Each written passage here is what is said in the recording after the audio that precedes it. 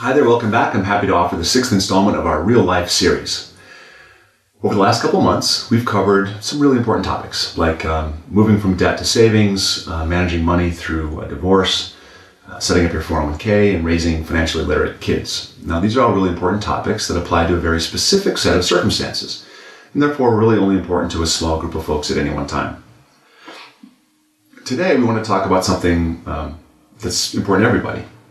We're going to talk about retirement. Now, the concept of retirement is or should be important to everyone, from the recent college graduate to those coming to the tail end of long careers. Now, we aren't going to talk much about the build-up to retirement, but rather we're going to cover those two federal programs that people rely upon in retirement, Social Security and Medicare. My name is Jonathan Dio. I'm the founder of Dio Wealth Management, where we do one-on-one financial planning and offer portfolio and risk management services to about 220 families in the San Francisco Bay Area. Now, we are retirement income planners. We know a lot about these programs and how they fit into your overall retirement plan. Now, this isn't what we set out to do. This is what we discovered along the path had most people the most nervous. As you may be aware, there's a lot written about the pending retirement crisis. Retirement income is where the largest planning need lies at every income level, so it ends up being the focus of many of our client engagements.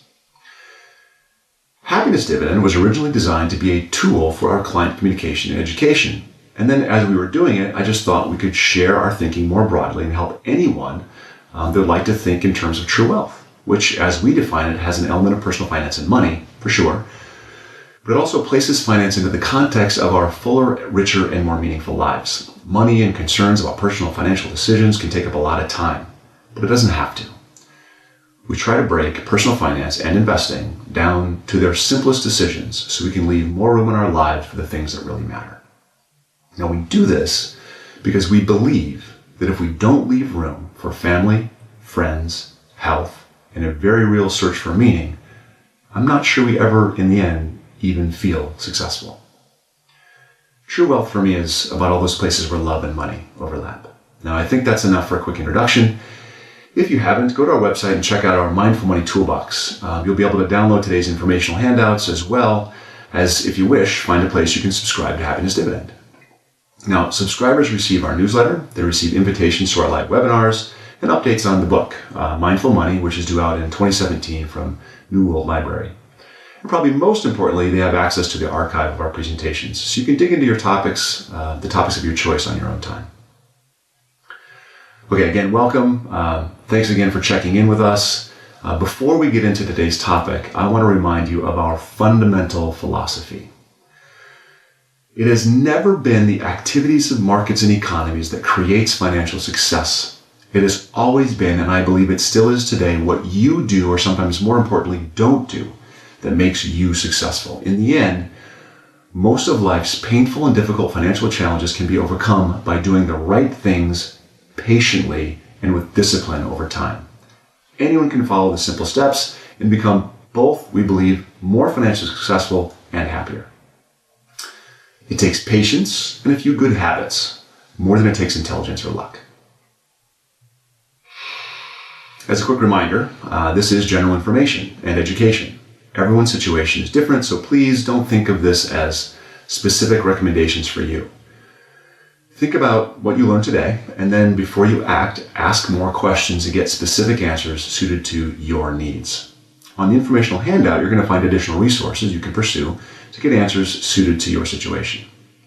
Now, most financial decisions involve trade-offs, and all investing involves risk. As we get going, stay engaged, take some notes, write any questions you have down, and ask them at the end here. We're going to have time for maybe 2 or 3 questions. Or you can, if we don't get to them, you can ask via social media channels when this is all over. So welcome to Social Security, Medicare, and your retirement. I'm here to help you understand how the Social Security and Medicare programs work, discuss some important issues both programs are facing, and outline some of the effective strategies for supplementing these two important retirement benefits. But I want to start with a quick question to get an idea of your perception of these federal programs. Just check in with yourself on this. How many of you are worried that Social Security and Medicare benefits will be reduced or even eliminated by the time you retire? Obviously, I can't see your heads nod or hands go up, but when I've done this presentation live, there's a lot of heads nodding. Now, there's generally a lot of fear regarding these programs. So if you were one of those nodding, you're not alone. Both programs have been in the news, and most of that news has been, unfavorable. Reports of potential insolvency, tax hikes, private accounts, and increased eligibility ages have generated a lot of controversy and probably even more confusion. In an effort to relieve some of the fears, we're going to look at some facts today. Everyone's entitled to their feelings about these programs. Unfortunately, that's much involved with our politics, but the facts sort of speak for themselves. We're going to begin with a quick look at the changing face of retirement. From there, we're going to review the structure of both Social Security and Medicare, how these programs work, the issues that they currently face, and proposals to improve them for generations to come. Now, we're going to review other important options that you have access to, such as Medigap insurance and Medicare HMOs. And finally, we're going to review some effective strategies for meeting your financial and medical needs during retirement without having to rely solely on Social Security and Medicare. For many older Americans, the final years are not always as golden as they'd imagined. Limited incomes, rapidly rising healthcare costs can potentially put a damper on dreams of leisure and comfort. Therefore, planning for your retirement is more important than ever. Now, we can't rely solely on Social Security and Medicare to provide us with the financial and medical means necessary to live comfortably throughout retirement. It's a safe bet that retirement in the future will cost more, probably lots more than it does today. We've done long presentations about inflation and the rising cost of living, but for today, let's just take this on faith. Let's make it really simple. Let's admit at the outset that costs for everything, from food to healthcare, from transportation to housing and college, are rising. And on a positive note, if you've planned, or a negative note if you have not planned, people are living longer, healthier lives. So we have to consider how the combination of constantly rising costs and increasing longevity are going to affect our own and our children's retirements. Fortunately, there's help available for supplementing limited incomes and covering medical care in your later years, but you need to take some initiative to find it, and it also helps you've got the foresight to do some of that early planning.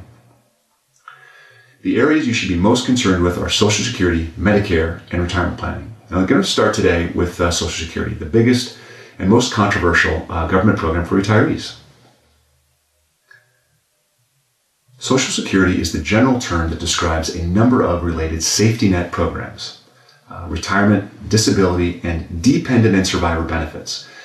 These programs provide limited financial assistance to workers and their families when their normal flow of income shrinks because of retirement, disability, or death. According to the Social Security Administration's most current data, there are 63.2 million Americans that now receive Social Security benefits to the tune of $855 billion a year.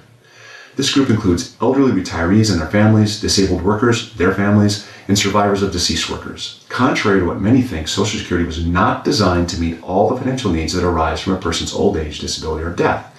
It was, and is, intended to serve as a supplement to private savings and privately funded retirement plans, pensions. Social Security accounts for about 35% of the income of Americans over the age of 65, according to the SSA. Of course, this percentage is much higher for folks who don't have pensions or have not saved adequately or invested enough for their own retirements. Social Security is funded through mandatory contributions by us and by our employers. Employee contributions are recorded in the Social Security taxes box on your pay stubs. That's where you can see it if you want to see how much you're paying. The taxes are held by the special trust funds established exclusively to pay Social Security and Medicare benefits and their administrative expenses. Trust fund assets not needed to meet current costs are invested in special issue U.S. government securities. Now, you may begin to receive retirement benefits as early as age 62. However, if you do take early benefits, you will have those benefits reduced for the entire duration of your retirement. So be very careful here. So what's your normal retirement age? Now, if you're born 1937 or earlier, you can receive benefits at 65. Between 1938 and 42, your benefits start between 65 and 66. Workers born between 1943 and 1954 are eligible for full benefits at age 66. Born between 55 and 60, you're going to receive benefits between 66 and 67 years old. Workers born after 1960 must be 67 years old to get full benefits. Now, people who delay retirement beyond their normal retirement age receive a special increase in those benefits every year they wait until they turn 70. If circumstances allow, we generally recommend waiting precisely because of your longer life expectancy. Now, the exact amount of your benefits is going to depend largely on your earnings history. To get a more realistic estimate of your Social Security benefit, log on to the Social Security Administration's website at ssa.gov, complete the online retirement benefits estimator. Or, if you got the materials from our website, the second handout explains how to request a personalized benefits estimate at any time during the year. Why might our Social Security system be in trouble? First, understand that current workers' taxes are used to fund current benefit payments. In other words, your taxes are not set aside for you to tap later.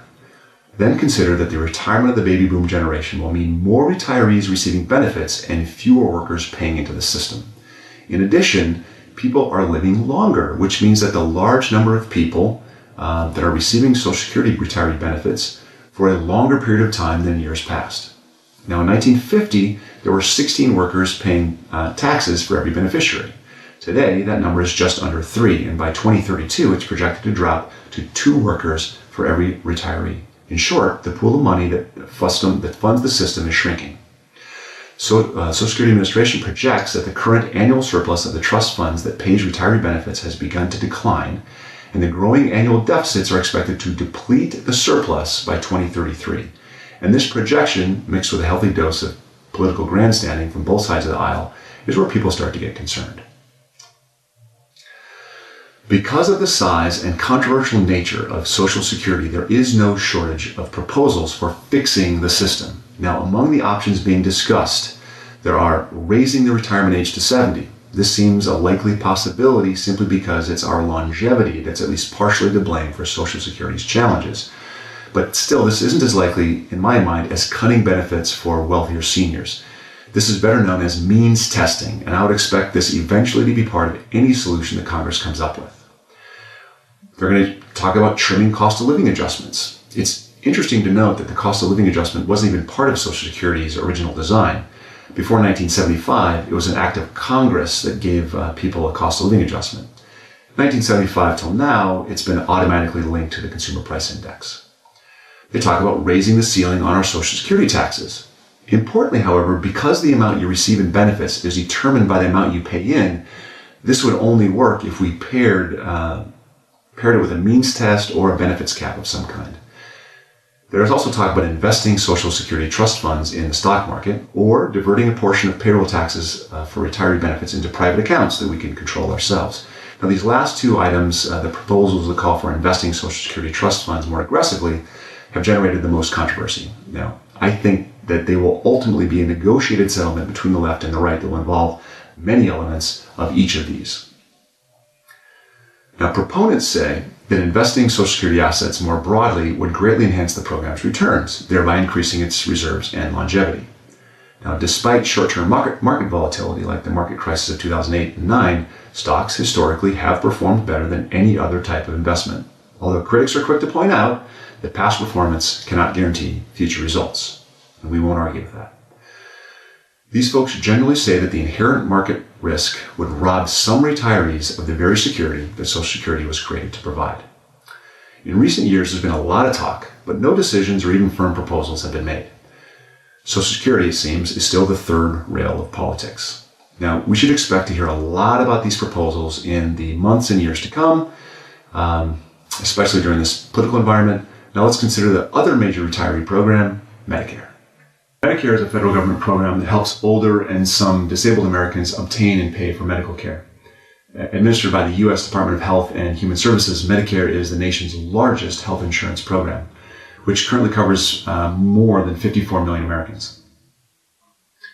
Now, the program is divided into 4 components. They are creatively named parts A, B, C, and D.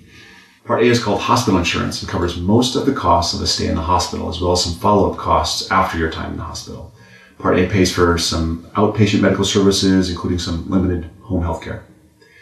But it covers none of the costs of prescription drugs. Under most circumstances, you do not have to pay a premium for Part A. Part B is medical insurance. This optional coverage is intended to help pay doctor's bills for treatment in or out of the hospital. It also covers sort of many other medical expenses you incur when you are not in a hospital, such as the cost of necessary medical equipment and testing. If you elect Part B, a monthly premium is automatically deducted from your Social Security check. Now, you can find out more information about Medicare Part A and Part B in the handouts for today's presentation. You have two additional options for Medicare coverage: the original Medicare plan and Medicare Advantage, sometimes referred to as Medicare Part C, a managed care plan. Each of these programs has pros and cons. With the original Medicare plan, you pay your Part B monthly premium and then pay for additional services as you use them. In 2015, the standard monthly premium was $104.90, call it $105. Additionally, the 2015 Medicare Part B deductible is $147. So Medicare Advantage, an optional program available through private insurance companies, provides HMO-type coverage. Enacted as part of the 2003 Medicare Act, Medicare Advantage is expected ultimately to increase payment to providers and enhance the range of benefits that are available to seniors. Medicare Part D is the voluntary subsidized outpatient prescription drug benefit, with additional subsidies for beneficiaries with low incomes and modest assets. The Part D benefit is offered through private plans that contract with Medicare, both standalone prescription drug plans and Medicare Advantage prescription drug plans. Determining which program is right for your needs is way beyond the scope of this presentation, but you can call 1-800-MEDICARE, that's 633-4227, or log on to Medicare.gov to get some specific answers. Now, if you've been awake for the last few years, you might be wondering how the Affordable Care Act, which is the law that's been both positively and negatively referred to as Obamacare, affects Medicare. The law includes a number of provisions that affect Medicare. These provisions include enhanced benefits, free preventative services, and phasing out of the Part D coverage gap, spending reductions that affect cost recovery for plans and providers, some delivery system reforms, some premium increases for higher income beneficiaries, and a payroll tax on earnings for higher income people.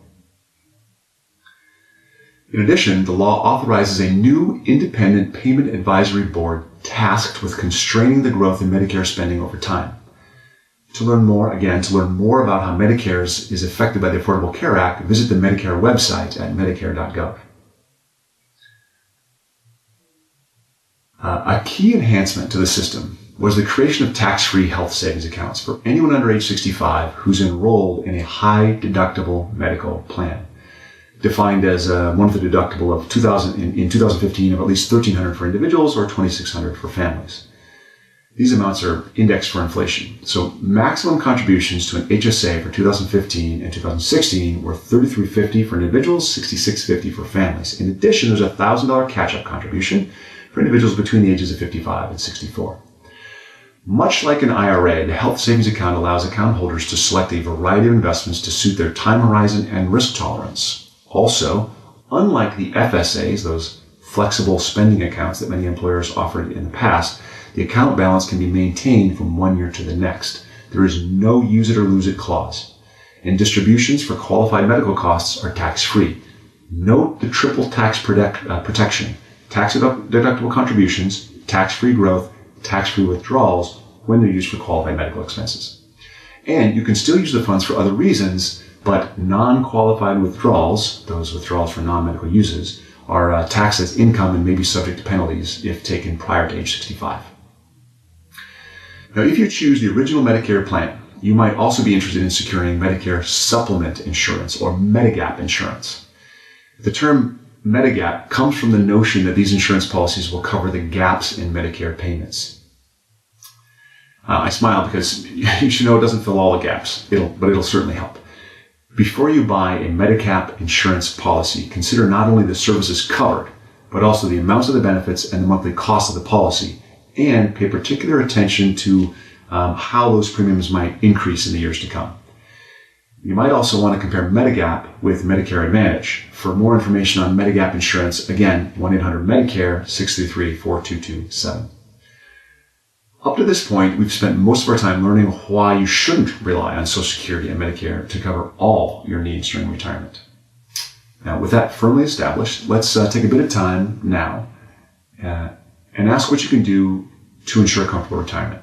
Fortunately, you've got a lot of choices, more choices than previous generations, which we're going to discuss in just a minute. With these choices, however, come responsibility. See, it's up to you to determine whether you should contribute to a retirement plan, how much you should save, and what investment options you choose. Regardless of your age, investing for retirement should be among your top financial priorities. The earlier you start, the better. My 11-year-old son makes very little money every year.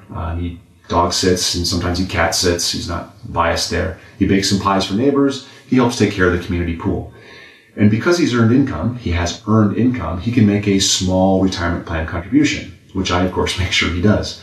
He and my daughter are lucky because one of the greatest challenges for people is realizing the need for a retirement investing program in the first place. According to some financial experts, you're going to need 70%, maybe more, of your final working year's salary each year during retirement. And if you're retired for 20 or 30 or more years, that's a lot of money. The earlier you get started, the better. Now, since Social Security was never meant to be the sole means of supporting retirement, you have other options for retirement savings. Fortunately, there are several tax-advantaged investment options for retirement savings, such as 401k plans and IRAs. There are two types of 401ks, traditional and Roth plans.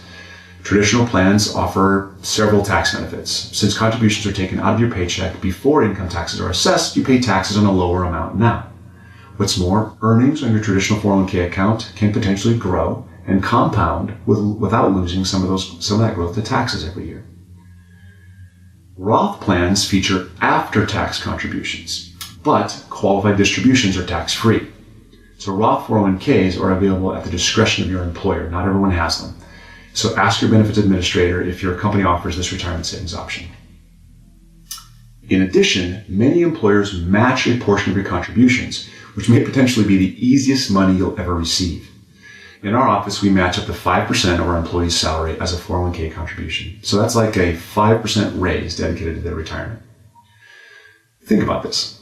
If your employer matches a portion of your 401k contributions at a rate of 50 cents on the dollar, that's an automatic 50% return on part of your money before it's even invested.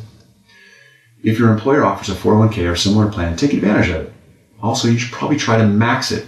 Put as much in as you possibly can. But if you can't, many plans have features where they will automatically increase your contribution by 1 or 2% on an annual basis. This way, you increase your contributions as your income increases automatically. People report that these small increases in savings are almost imperceptible, which is why they work so well to boost lifetime savings.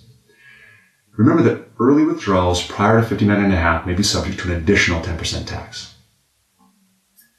Another important way to save for retirement is through a traditional IRA or a Roth IRA. These accounts offer significant benefits if you don't have access to an employer-sponsored plan. With a traditional IRA, your investment is potentially tax deductible, depending on your level of income and, again, on your participation in an employer-sponsored retirement plan, like a 401k. And like traditional 401k plans, earnings can grow and compound tax deferred. Now, a Roth IRA doesn't allow for deductible contributions. However, any earnings grow tax deferred, and the big payoff on a Roth may come in retirement when you can tap those earnings without paying federal income taxes, provided you're age 59.5 and have held the account for at least 5 years. Like 401k plans, most early withdrawals from IRAs are subject to an additional 10% tax, so be aware of that. Because of the complexities involved with the different retirement vehicles, you might want to seek some help with your choices of retirement savings vehicle as well as with your retirement decisions. But, in all honesty, the most important thing is that you start saving as much as possible as soon as possible. All right. Before we get into questions, I think we have time for 2 or maybe 3. Take one more look at the disclosure. If we have never sat across the table face to face, then I don't know anything about your personal circumstances. And I can't really recommend that you take any action without understanding that situation, your circumstances. So use this as a starting point. And if you have specific questions, please ask someone for help before you move forward. Okay, let's take some questions. There's already one coming in. And in fact, there's another one in the queue. So we're going to take these first 2 questions. Natalie S. is asking,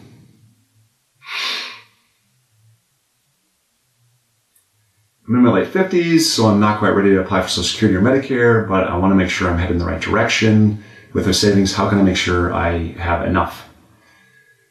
Now, as I estimated, this is the big question. This is the million-dollar question, if you will.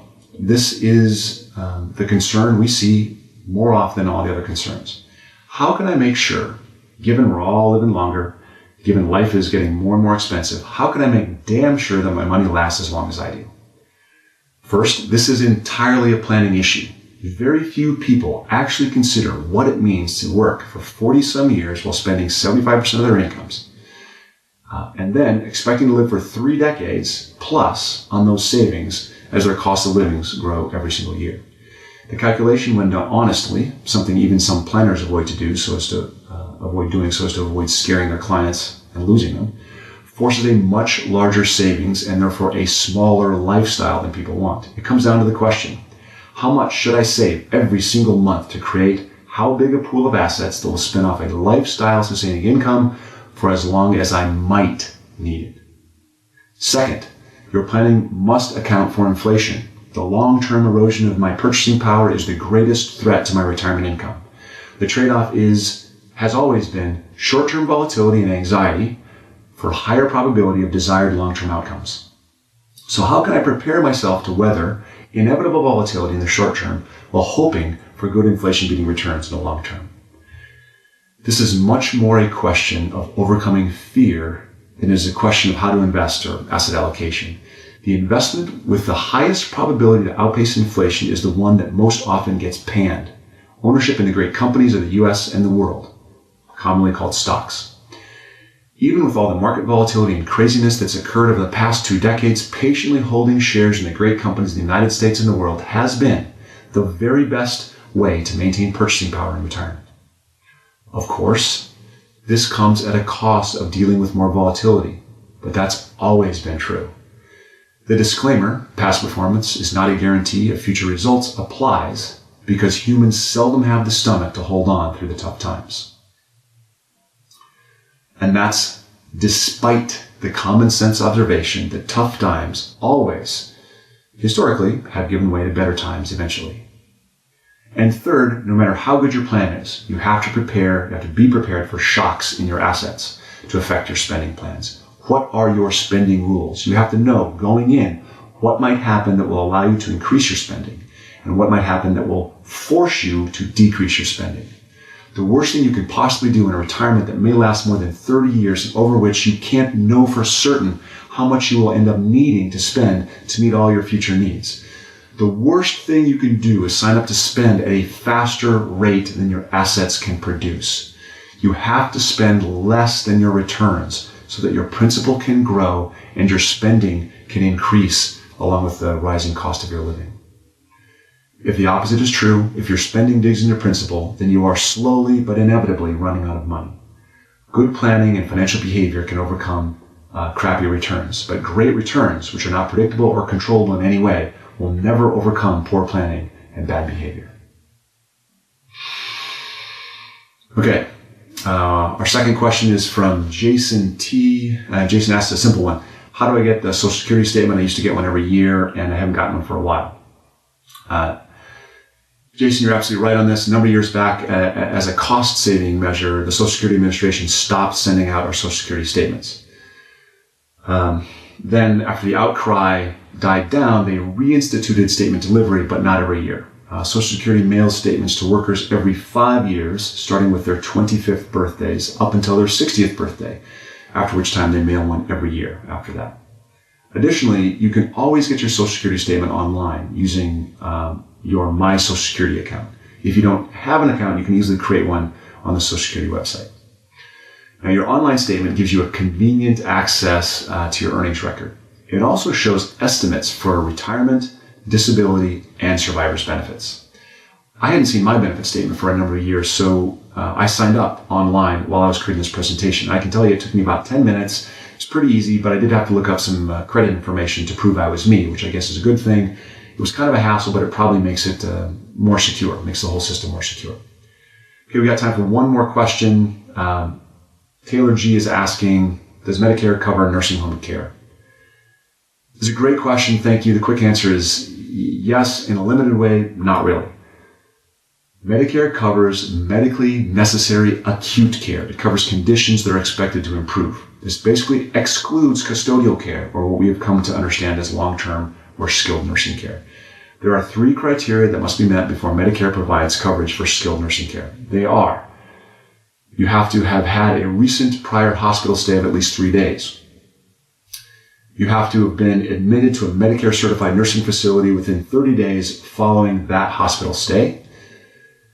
You have to need skilled care, such as skilled nursing services, physical therapy, or other types of therapy.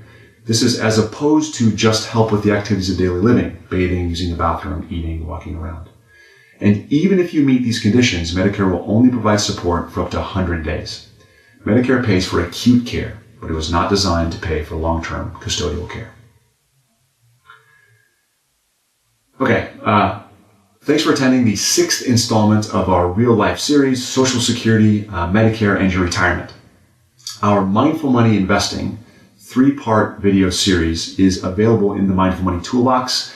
Our first 3 webinar videos are up already, and our last 2, Money and Divorce and Kids in Cash, and this one will be up shortly once we finish editing them.